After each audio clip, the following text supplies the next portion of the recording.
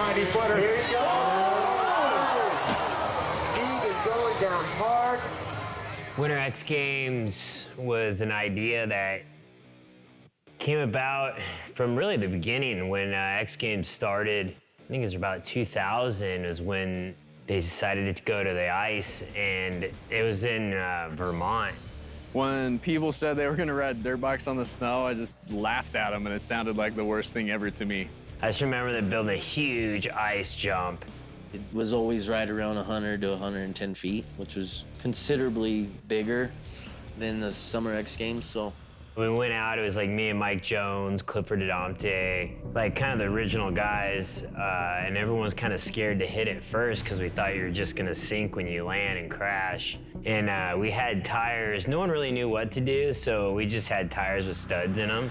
I think they're called cold cutter screws that they were screwing in their tires. We would show up and they're like icing it down, and the craziest thing, we're putting like screws in our knobbies and tires, and you're thinking, what are we doing? Which made it sketchy, because if you like decked it or, you know, cased that thing out, you had a good risk for pinch flats. Your bike in general just ran like 250 two-stroke Honda, felt like a vacuum cleaner. You know how it is, you get up here, there's no air, so your bike's underpowered. So then you're like coming up, ice tires. And our jump was literally an ice cube. It was frozen. It wasn't even snow, it was like frozen snow. And then you roll and had to flip a bike with underpower, so it felt good when you made it through and you were one piece, you know? Everyone gets into that same mind frame at the same time. It's a pretty awesome feeling thinking back. It was a crazy event. Some of the craziest memorable experiences, just being different and fish out of water style, riding bikes in the snow for sure. It was gnarly, and that was like right what it needed for freestyle, because freestyle was known as a gnarly sport, and these guys were sending it. But it kind of got to a point where we're not complete dummies. We knew that it was getting too dangerous for what the crowd or the fans kind of wanted. On Winter X, you had a lot of different elements. You have a live TV window, and then it just starts dumping snow, and there's nothing you can do about it. They just go. And so I went for the 360 over this jump that really was just too big and mellow. And I remember taking off, trying to get the rotation, and I was way high, and I just wasn't rotating. And I thought I was gonna hit the landing and slide, and I went too far, and I went to flats on the ice. And I just remember getting to my hands and like bouncing, like hitting the ice and bouncing off the ground and shattering my hip, femur, wrist, and the bike went flipping. And I just remember laying there and like super busted. I tried to get up, my arms were all busted. I couldn't get up, and the sled came like, and they strapped me on the sled and like slid me down the hill. And I just remember my bones were like clicking, and it was a lot of carnage for sure. That was one of the gnarly ones for sure. And then I remember it took me a year to get back, and I ended up coming back the next year, and that was 05. We saw earlier Brian Deegan try something new. We don't know what it was at this point. All we know is he has ice on his neck and a sprained right ankle. He will be back for competition, and I can guarantee it's gonna be a good one. Right at the final, I just had a flip combo, like a flip whip, like combo deal. And I remember I did it in practice, and the wind caught me, and I over-rotated it and crashed pretty hard right before the final. And I remember hitting my head real bad, and my bike like totally bent up. And I remember going back to the tent, and me and my dad were working on my bike, and I got out the bars, the subframe, I fixed everything on it, went right out to the final. And I remember I just had to do that trick once, and I went through the big rut, and it was all choppy, and I ended up pulling off the trick and landing it, and got a good enough score to win. And it was cool, because at the end of the day, to come back there and win at that event that the year before I just got destroyed. So it was that was a cool memory, like a good comeback for sure, like something I'll probably never forget. And it's 19-year-old Jackson Strong from Australia. Yes! First time ever in any competition anywhere that the front flip has been set down.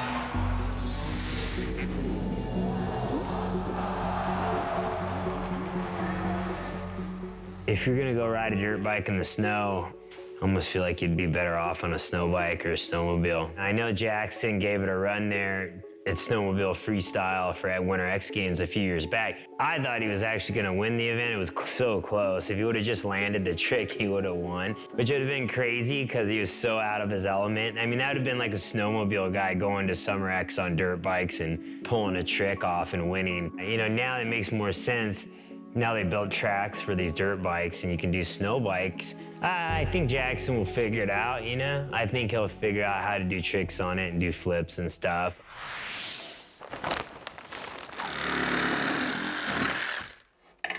I think freestyle is for sure going to be a possibility on this thing. Like once we can get it in the air, freestyle is possible. So time to bolt this thing up and get back out on the snow and see what we can do.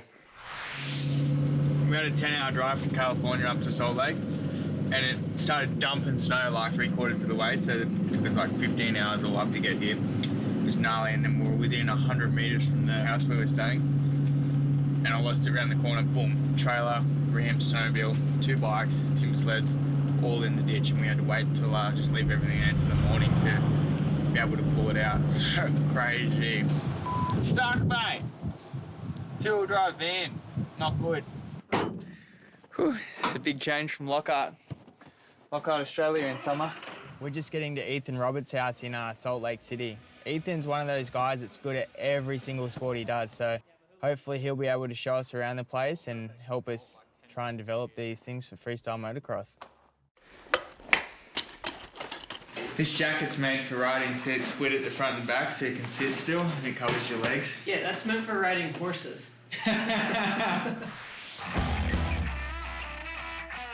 Going up the mountain first day on the Timbersled, so got them together late last night. Hopefully they work good. Don't know what this location's gonna be like. Maybe we can set the ramp up there and try start working on the freestyle stuff straight away, but we'll see. It's minus 15 degrees today, 15 degrees Celsius, so it's like so cold. It's the coldest day I've got today, for sure.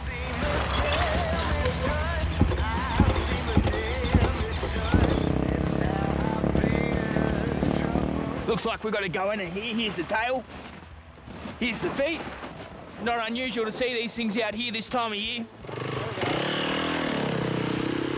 We're out here today at Spencer's property, the Flying Iron Horse Ranch. This is probably one of the sickest motocross tracks I've ever seen, and it's covered in snow. So I think it's going to be a snow bike heaven, pretty much, paradise.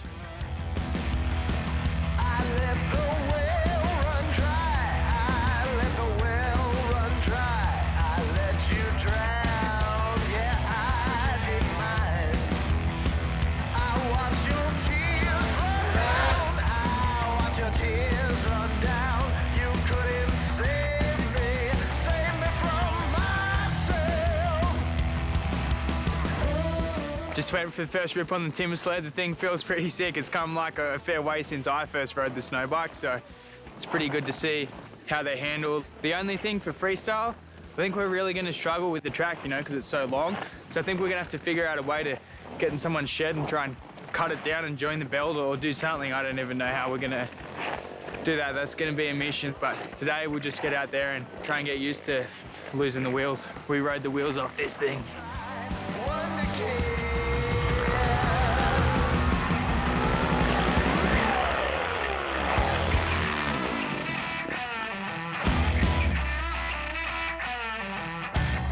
I hit that table before, back wheel tapped it, feet came off, and I was in the air just like this, looking like Mad Mike Jones from '96 in the air.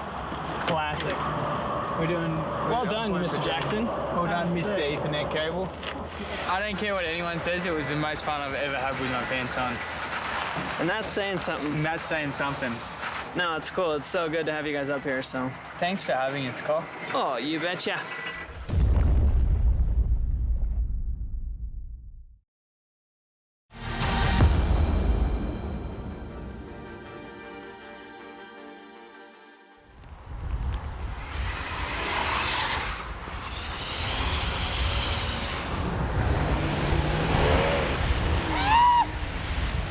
You can see how all the water flowed down in the air, so I'm trying to bring the landing back this way a little bit. Yep.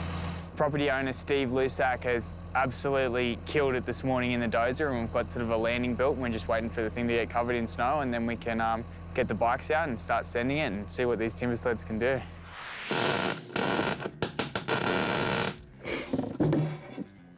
Now that's professional.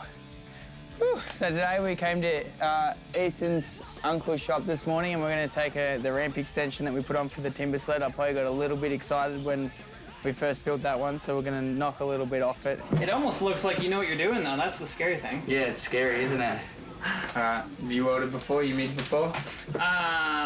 So you just put the wire thingy down, push the trigger. Press go and you're good. Bob's your uncle.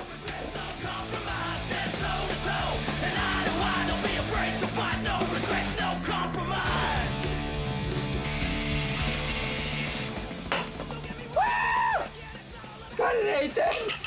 The wheel's on there because we're worried going up the ramp, the front ski's gonna stick on the ramp. Suspension's gonna bottom out and we'll go over the handlebars, I think. So we decided to get sick with it and put a little wheel in there.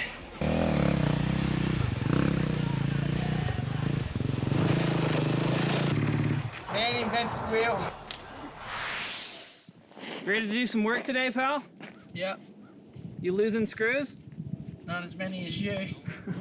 So we just got to the jumps this morning. We got the ramp mod done and we got a wheel on the front ski. So me and Today's the day. That's what I'm trying to say right now. Today's D-Day. This is the day that me and Ethan are gonna test it on the ramp, and we're just hoping that the ski slides up here and the carbides don't hook up and it works. So stay tuned, stay tuned.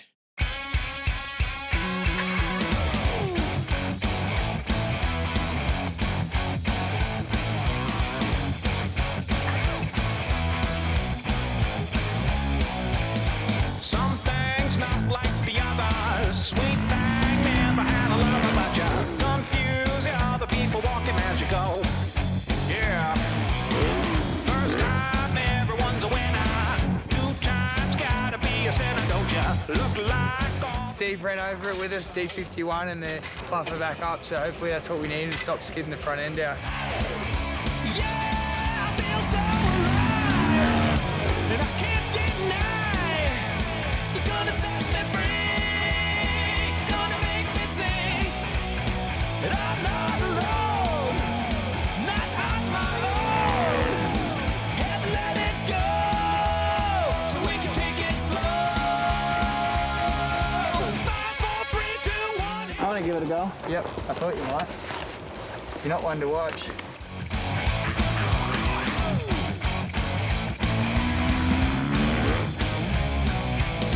Sincere, never sang maybe. Sweet dear, always acting crazy for the pretty ways that always keep them talking when you're gone. Once more, something needs a routine. And again, we'll try to stop the beating of our crazy ways that always seem to follow as we go.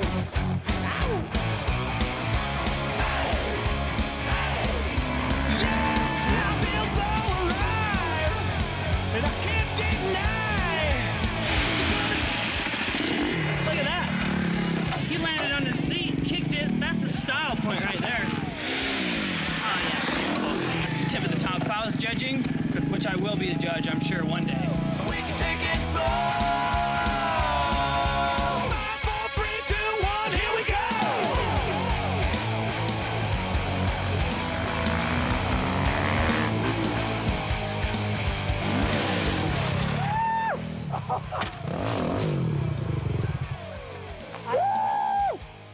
Dude, we're professional. You can land pretty sideways on this and still ride out. Yeah, I noticed. All right, that's a wrap. Thanks very much for having us, Luzax, and cheers, Steve. Anytime, Jackson. Ethan. Cheers, Spence. Always a pleasure, boys. You have fun on tour, Ethan. Yeah, good And luck out there. I'll fly the Timbersled flag for us out there in the big smoke. Just got back to wet and rainy Southern California. We made the 10-hour mission of a drive back with a ramp and trailer before Aspen. I think we're 3 days out now, and rather than sit around in Salt Lake for 3 days, I figured we may as well come back here and try and get some jumps in the foam pit and see if this thing will flip before we go to X Games. We just had the most rain that I've ever seen happen in Southern California by a long way. Trying to move some ramps around at Fitzpatrick's foam pit. Put this ramp back in and see if we can make this Timbersled go upside down.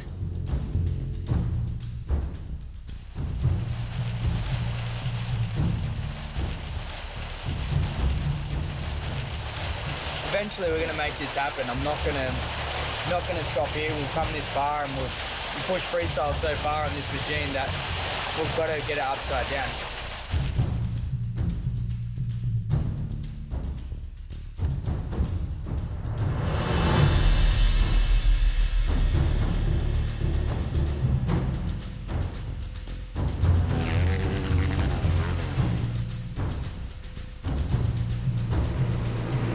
Not good at all. Long track, just didn't spin around one bit.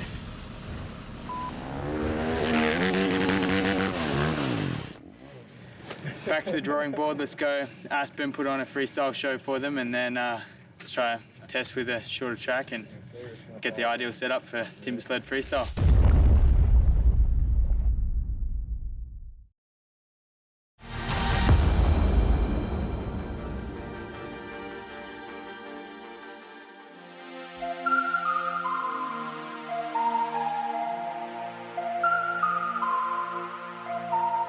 Standing at the back, I've been watching your attack, and it's gentle as the falling leaves. Running with you. Just arrived at Aspen X Games. The weather is pristine. This place is just like I remember it, and I think it's probably the best ski resort in the world. So just stoked to be here, and we're at Timbersled racing tomorrow, I think, and then wait until Sunday till we can get the ramp set up and start sending that thing. We got this motorcycle that's converted into basically like a snowmobile, and you gotta ride it like a snow bike, but there's a lot of motorcycle characteristics that come along with it. So it's finding that balance, I think, is the kind of key ingredient.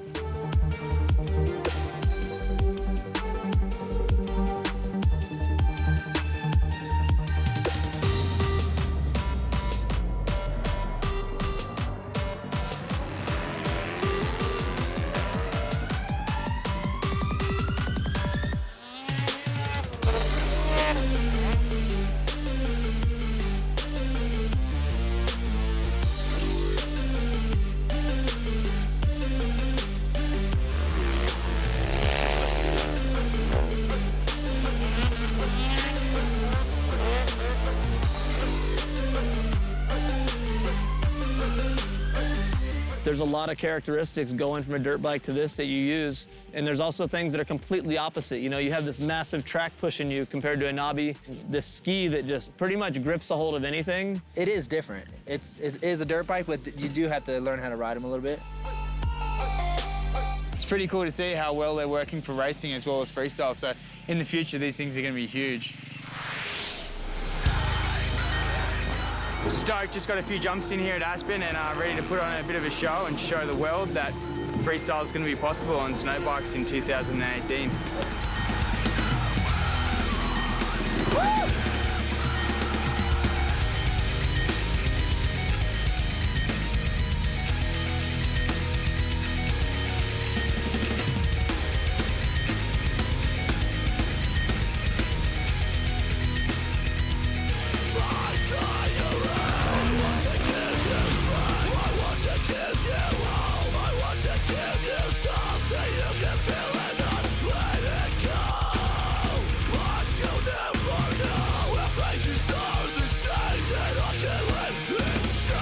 Just got done here with the demo on the Timbersled at Aspen X Games. Went pretty well. I think that we showed the world that next year we should definitely have a freestyle motocross contest on these things. Doing the snowbike Timbersled freestyle demo with Jackson Strong really opened some eyes to how the bikes can be back involved in a manner in which the bikes with these Timbersled track and ski kits are meant for. So it's a whole new sport. We saw the snowbike cross and how exciting that was. What's a natural transition? Freestyle snowbikes. Amazing. Just got back to Deegan's house after Aspen X Games. If we're gonna have any shot of trying to get these machines in X Games next year, we're going to have to be able to flip them. I don't even know if that's possible yet, but I guess a good starting point is to pretty much try and chop it in half.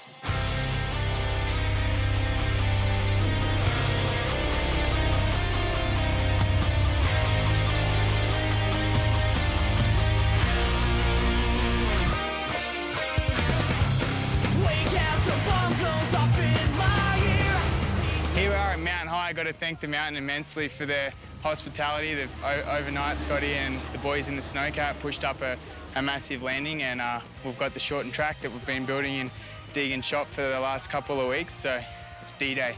It's what I've been waiting for. Time to get out there and start pulling back.